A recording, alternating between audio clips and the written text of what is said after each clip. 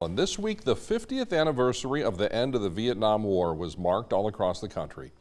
Tonight, Parker Brown introducing us to a Navy veteran who took in the festivities in San Diego. It is our top story here at 9. Hello, Parker. Hey, Brian. Flandreau native and current Sioux Falls resident Paul Millman served in the Navy alongside his brother aboard the USS Midway. The Midway played a critical role in what was called Operation Frequent Wint on the last days of the war. We got word that there was a recall of all personnel and we had to immediately get back to the ship. And we didn't know what for.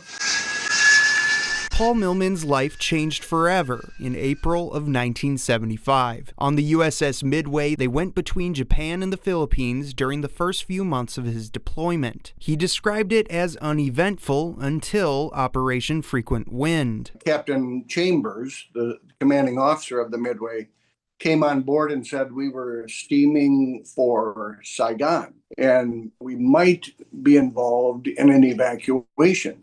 And that still didn't mean much to us. They were 10 miles off the coast of Saigon as the North Vietnamese made their way south.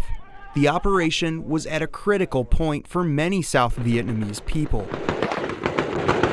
Helicopters brought refugees from the U.S. Embassy to 3 ships through the night and rescued as many as they could. Over 3,000 were brought to the Midway alone.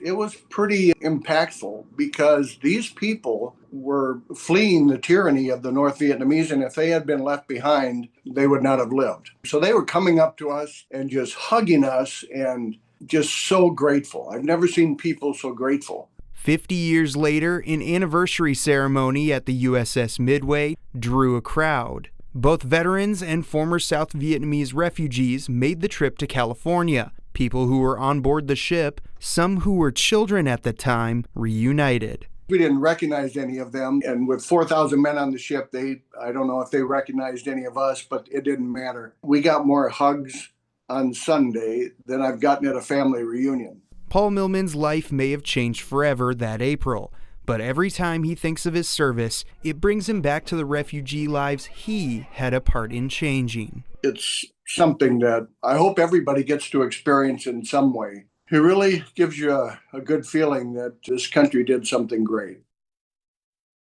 Now, quick note, at the ceremony, 96-year-old retired Rear Admiral Lawrence Chambers, who Millman mentioned, was there to speak. Millman made plans to spend some time with his brother and another veteran from Idaho on that trip. He calls it the most impactful event that he's been to. Brian? Parker Brown tonight. Parker, thank you.